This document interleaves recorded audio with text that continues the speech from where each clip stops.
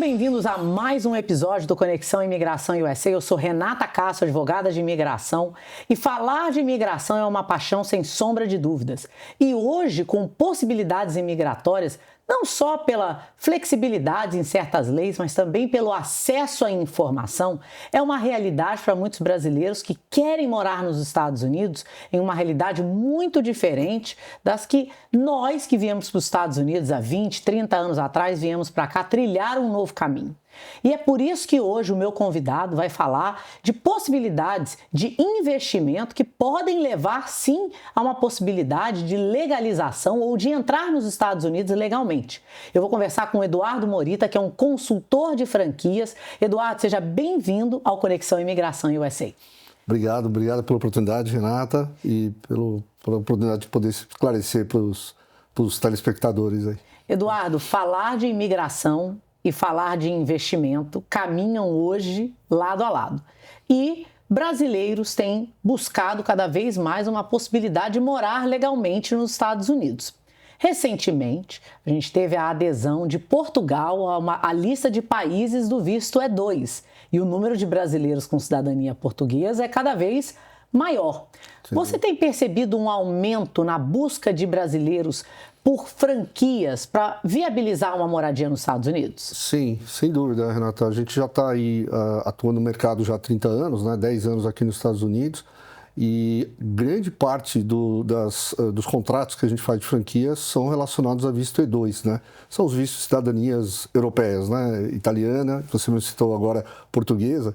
Então a gente tem um número crescente de pessoas e, invariavelmente, os advogados sugerem a franquia justamente por ter um plano de negócio mais consistente, um histórico da marca, né, com relação à rentabilidade, à parceria que vai estar tendo, e também, enfim, pela consistência que a pessoa poderia ter em termos de, digamos assim, não ter tanto risco e investir num negócio que é desconhecido. A franquia é mais conhecida, né? Você sabe, Eduardo, que você mencionou aí a questão de cidadanias europeias, né? Mas uma cidadania que o brasileiro tira pouca vantagem para a proposta de E2 é a cidadania paraguaia, que é de relativo fácil acesso, mesmo para quem não nasceu no Paraguai, né? Perfeito. E a cidadania paraguaia dá acesso ao E2, a brasileira não dá. E ela requer um investimento baixo. Eu tive no Paraguai há uns anos atrás, e é engraçado que o brasileiro fala assim, mas cidadania paraguaia eu não quero. Mas eu falo, não, mas não é para você querer ser paraguaia, é para você poder vir para os Estados Unidos. Sim. E quando a gente fala do E2, o E2 ele tem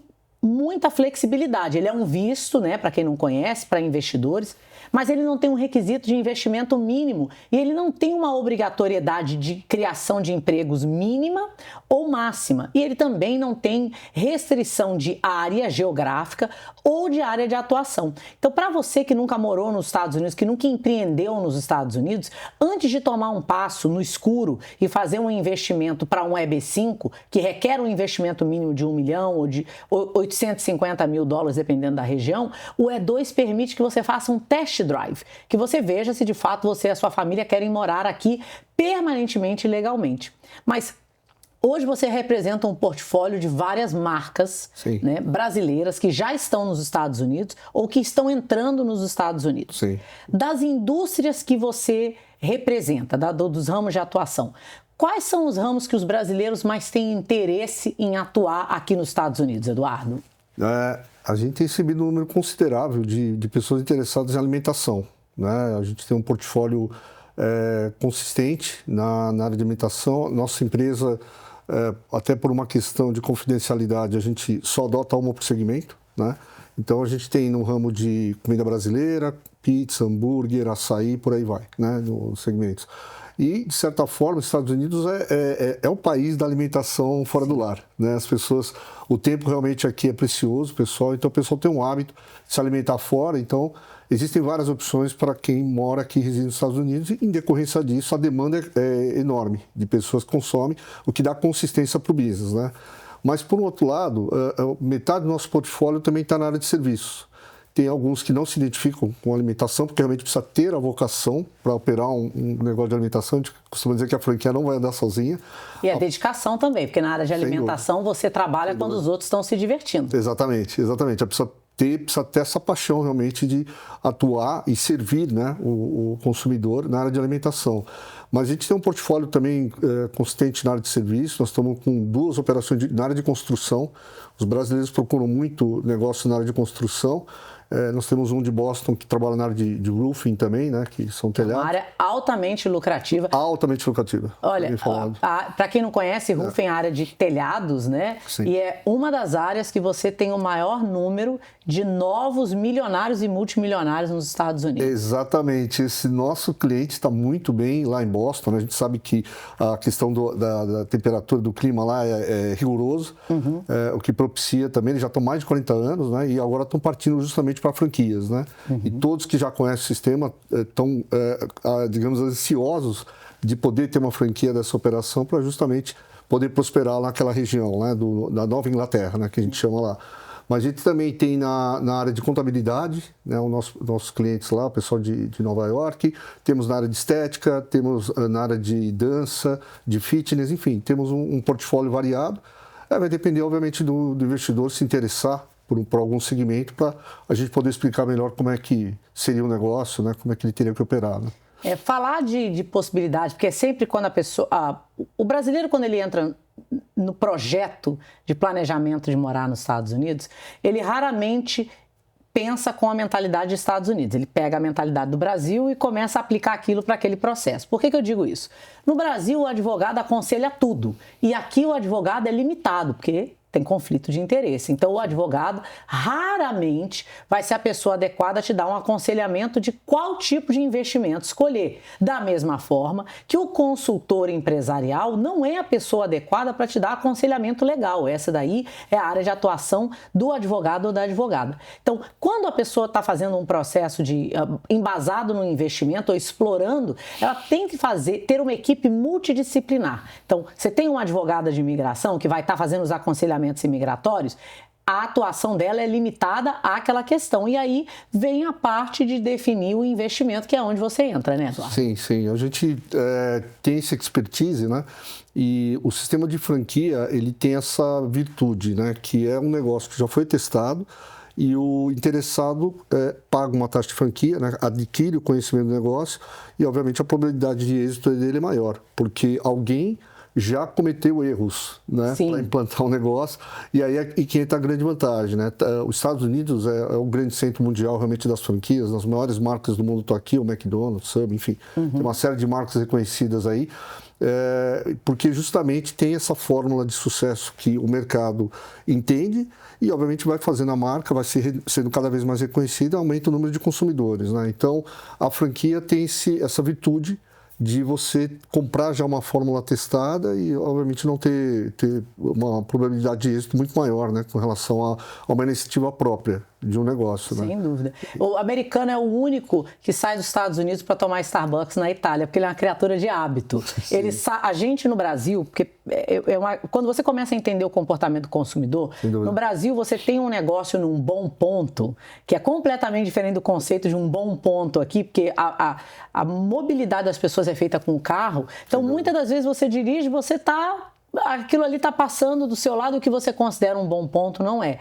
Então, esses hábitos de reconhecimento de marca aqui se fazem muito mais essenciais do que no Brasil. Porque às vezes você tem lá o restaurante lá da esquina, que é maravilhoso, você está andando ali, você fala, vou parar aqui, vou comer. Aqui você não, pelo menos na Flórida, você não tem muito desse comportamento. Sem dúvida, Renata, bem colocado, porque a gente no Brasil, a grande meca de consumo são shoppings, né?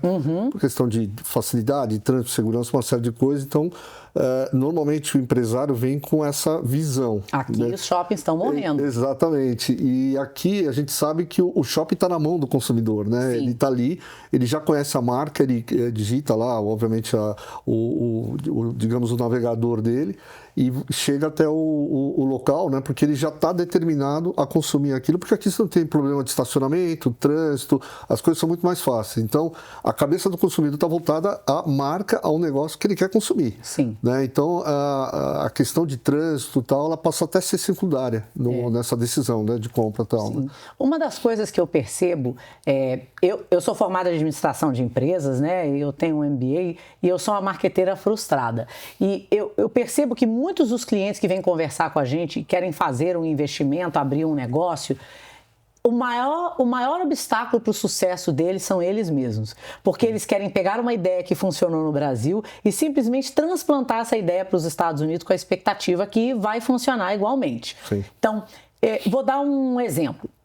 Teve uma marca muito famosa de sapato brasileira que abriu aqui na Flórida, né? Okay. E eles abriram 2 lojas enormes no shopping. E aqui o americano, ele já está num ponto, e quando eu falo americano é mercado, ele está num ponto de relação com o consumo que não é status, mas é que já é acessível para ele. Então aquilo ali não é um evento, ele tem que ter uma experiência, senão ele não vai lá na loja sem dúvida, comprar. Então, se você entra numa loja e já tem uma vendedora, posso te ajudar? Aquilo ali para ele já é um turn off, ele não quer aquela pressão. Exato. Ele gosta de comprar, ele não gosta de ser vendido. E no Brasil, você tem essa outra dinâmica. O que aconteceu? Essa loja, em menos de um ano, foi à falência. Sim, né? sim. Havia a falta de conhecimento do tamanho dos números, da moda, até o posicionamento dentro do shopping foi um posicionamento ruim. E eu me perguntando, quanto dinheiro esse empresário não poderia ter economizado tendo uma outra estratégia? Sem dúvida. Não, a gente tem alguns casos, né, de atividades que vieram. Nós, felizmente, estamos com 2 conceitos vindo do Brasil que nos procuraram, né? Nós somos também diretor da BF, da Associação Brasileira de Franquias, e da área internacional, inclusive. Né? A gente também teve experiência de atender marcas americanas no Brasil. Né? Algumas dessas marcas reconhecidas, aí a gente explicava o mercado brasileiro, o que gerou o network. Né? E ao vir morar aqui, a gente começa a perceber toda essa mudança de mindset mesmo. Né? Como é que o consumidor pensa, como é que ele age, como é que ele atua. Então, acho que a dificuldade, o problema que o empresário brasileiro enfrenta é justamente vir com esse pensamento distorcido, né? Não é porque você montou no Brasil, monta no shopping, dá certo. Aqui é diferente. Eu vou compartilhar com você uma história que eu acho incrível. Eu já estou aqui há 23 anos. Sim. E eu vim aos Estados Unidos pela primeira vez em 1996. A gente não comprava Havaiana, isso não existia, de você ir no mercado e ter Guaraná. Isso aí é uma novidade, é algo incrível, que é uma conquista de mercado do empresário brasileiro, mas que ele penou para entrar ali. Sem dúvida, né? sem dúvida. E quando eu falo da Havaiana, a Havaiana entrou aqui nos Estados Unidos numa parceria com a Gap. Eles não entraram, imagina, a força da Alpargatas no Brasil. Sim, né? sim. E eles entraram aqui com humildade numas cestinhas de Vime que ficavam perto do caixa na Gap.